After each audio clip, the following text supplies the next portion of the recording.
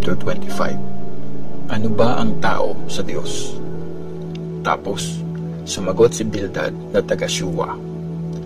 Mapangyarihan ang Diyos, kaya dapat siyang i-worship. Mapayapa ang kanyang paghahari sa langit. Hindi mabibilang ang dami ng mga army niya, at walang lugar na di naaabot ng liwanag niya. Pwede bang maging matuwid ang tao sa paningin ng Diyos? O maging malinis ang tao sa harap ng Diyos? Kung ang buwan at bituin hindi malinis at walang ningning sa kanyang paningin, ano pa kaya ang isang tao na isa lamang uod at wala ring halaga? Job chapter 26. Prinoclaim ni Job ang power ng Diyos. Sumagot si Job, tulad kong mahina ang iyong tinulungan, sa aking kahinaan ako'y inalalayan. Ang karunungan mo sa akin ay binigay, at nag-share ka pa na magandang advice. Sinong nagturo sa iyong magsalita ng maayos? At sinong nag-inspire sa iyo para ganun ang sabihin mo? Ang sagot ni Bildad, takot na takot maging ang mga patay na nasa kailaliman, pati na ang mga nasa karagatan. Ang mundo ng mga patay ay nakikita ng Diyos. Sa mga mata niya'y walang makakalusot. Nilagay ng Diyos ang north sa pwesto nito, at sa kawalan, sinabit niya ang mundo. Pinuno niya ng tubig ang kanyang mga ulap, pero di ito nasisira gaano man ito kabigat. Tinatago niya ang kabilugan ng buwan, gamit ang ulap, kanya itong tinatakpan. Nagdrawing siya ng circle sa ibabaw ng karagatan para paghiwalin ang liwanag at kadiliman.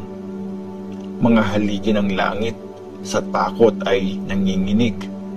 Sa saway ng Diyos, ito'y nayayanig. Sa power ng Diyos, pinatahimik niya ang dagat. Sa karunungan niya'y pinatay ang monster na si Rahab. Sa hininga ng Diyos, langit ay umaaliwalas. Pinatay ng kamay niya ang ahas na tumatakas. Lahat ng ito ay maliit na part lang ng power niya. Bulong lamang ito tungkol sa lahat ng mga nagawa niya. Sino ba ang nakakaalam kung gaano ka-powerful ang Diyos? Job chapter 27. Inexplain ni Job ang tungkol sa masama.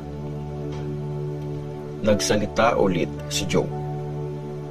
Sumusumpa ako sa Diyos, sa Kanya na hindi naging fair sa akin, sa Diyos na makapangyarihan sa lahat, na hirap ng kalooban ang bigay sa akin.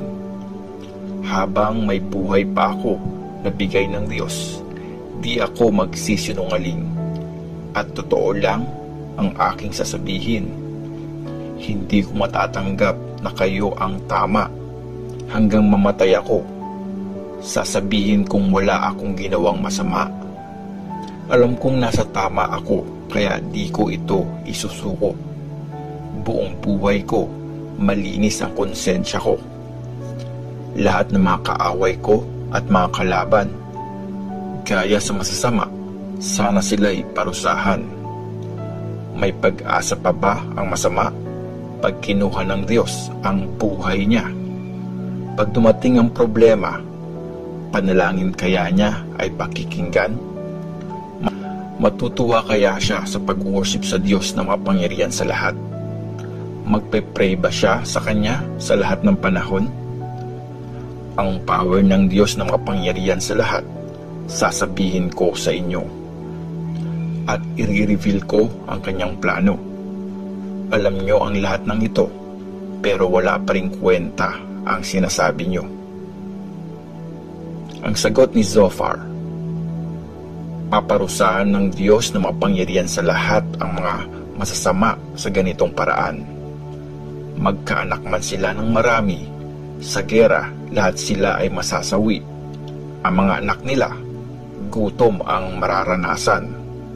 Ang makakasurvive, sa salot mamamatay. Di sila iiyakan ng mga biyuda nila. Marami mang naipon na yaman ang masama, o sobrang dami man ng mga damit niya.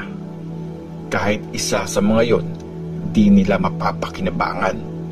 Sa taong matuwid, mapupunta ang kanyang yaman. Parang sapot lang ng gagamba ang bahay na tinayo niya. Tulad lang ng kubong gawa ng mga gwardya ng ubasan. Sa huling beses, matutulog siyang mayaman, pero paggising niya, wala na siyang kayamanan. Parang baha na darating ang matinding takot. Tatangayin siya ng hangin malakas kinagabihan. Tatangayin siya ng matinding hangin galing sa east. Mula sa bahay niya, siya'y mawawala. Walang awa siyang tatangayin ng hangin. Kung gusto pa niyang makawala, pilit pa din siyang liliparin. Ang hangin, gaya ng tao, ay pinagtatawanan siya at sinisipulan saan man siya pumunta.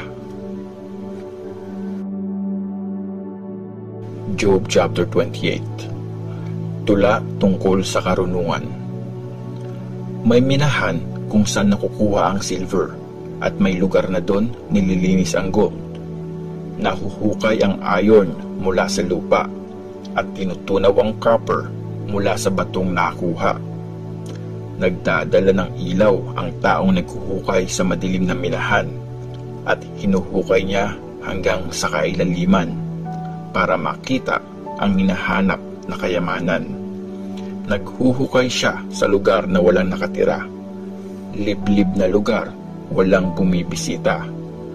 Kaya sa kanyang pagmimina, lungkot na lungkot siya. Habang hawak ang tali, nakabitin siya. Sa ibabaw ng lupa, tumutubo ang pagkain, pero may parang apoy na tumutupok sa ilalim nito. Nasa bato ng lupa ang mga sapphires, at ang alikabok nito'y may purong gold. Di alam ng mga ibon ang lugar na yon, maging ang vulture hindi ito napapansin. Di ito dinadaanan ng mga hayop na mabangis. Di rin pumupunta rito ang layon na mabagsik. Mabatong lugar ang hinuhukay niya, pati paanan ng bundok, tinitibag pa. Sa malaking batoy, gumagawa siya ng tunnel. Mamahaling batoy, kanyang nakikita. Kanyang hinahanap ang pinagmumulag ng ilog, at dinadala sa liwanag ang mga bagay na kanyang nakita. Pero saan nga ba makikita ang karunungan? At saan makukuha ang pangunawa? Di matatagpuan sa mga tao ang karunungan. Kahit halaga nito'y walang nakakaalam. Sabi ng kalaliman, wala sa akin ang karunungan. Wala din yan sa akin. Sabi naman ng karagatan, di ito kayang bilhin kahit gold pa ang ibayad. Kahit palitan pa ng silver, di ito makukuha. Kahit mamahaling gold at alahas, sa halaga ng karunungan ay di maitutumbas. Higit pa sa gold at malakristal na bato ang halaga ng karunungan. Mas mahal pa kesa sa kayamanang gold. Ang halaga ng karunungan ay higit pa sa mamahaling corals. Mas mahal pa sa mga perlas o sa mga crystals. Hindi makakapantay dito kahit pa ang batong topaz, at di rin mahihigitan kahit ng pure na gold. Pero saan nga ba galing ang karunungan? At saan ba makukuha ang pangunawa? Di ito nakikita ng kahit sinong creature. Di rin ito natatanaw kahit ng mga ibong lumilipad. Kahit ang pagkawasak at ang kamatayan, nagsasabing ang naririnig nila'y sabi-sabi lang. Ang Diyos lamang ang nakakaalam kung nasaan ang karunungan, kasi nakikita niya ang bawat sulok ng mundo, at nakikita niya lahat ng mga bagay na nasa ilalim ng langit. Nung binigyan ng Diyos ng bigat ang hangin, at sinukat ang dami ng tubig sa mga ulap. Nung mag-decide siya kung saan papatak ang ulan at kung saan dadaan ang kulog at kidlat, dito niya nakita ang halaga ng karunungan, at matapos subukin, ito'y kanyang pinahalagahan.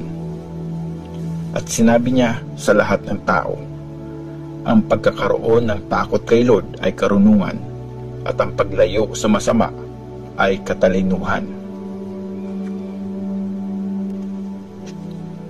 Job chapter 29. Naalala ni Job ang masasayang araw niya.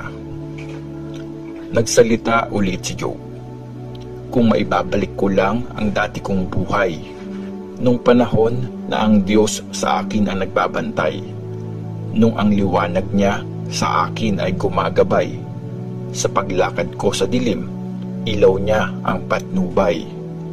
Nung time na malakas pa ako at inaalagaan ng Diyos ang pamilya ko, noon ang Diyos na makapangyarihan sa lahat ay kasama ko pa, at ang mga anak ko'y kapiling ko pa. Sagana sa gatas ang mga baka at kambing ko, at ang mga puno ng olive tumutubo kahit sa lupaing mabato. Pag umattend ako ng meeting at umupo kasama ng mga leader ng bayan, pinapadaan ako ng mga kabataan at tumatayo ang matatanda bilang paggalang. Titigil ang mga leader sa usapan nila kahit ang mga kilalang tao ay hindi magsasalita. Pag nakita nila ako at narinig, papuri ang sinasabi nila tungkol sa akin. Tinulungan ko ang mga dukhang nangangailangan, pati na rin ang mga ulilang dapat damayan. Pinupuri ako ng mga dumanas ng sobrang hirap, pati mga biyuda ay napapahiyaw sa tuwa. Mabuti ang ginagawa ko at fair pag nag-judge ako. Para sa mga bulag, ako ang naging mga mata nila. Sa mga pilay naman, ako ang kanilang mga paa. Naging tatay ako sa mga mahihirap. Pinagtatanggol ko sa korte, maski ang di ko kilala. Nilabanan ko ang masasama para ang mga biktima nila ay mapalaya. Sabi ko sa sarili ko, hahaba pa yung buhay ko at mamamatay ako sa bahay ko. Gaya ako ng punong kahoy na may tubig na sagana, at ang mga sanga sa hamog ay laging basa. Patuloy akong pinupuri ng lahat at di nauubos ang aking lakas. Nakikinig ang mga tao sa sasabihin ko. Tumatahimik sila pag mag-a-advise ako. Di na dapat ulitin ang sinabi ko sa kanilang isipan na itatanim na ito. Mga salita ko'y kanilang hinihintay, gaya ng magsasaka na sa ulan ay nagbabantay. Ang mga ngiti ko'y nagpapalakas ng loob nila. Natutuwa sila sa masayahin kong mukha, para akong hari na nag-lead sa army niya at nagpapasaya pag sobrang lungkot nila.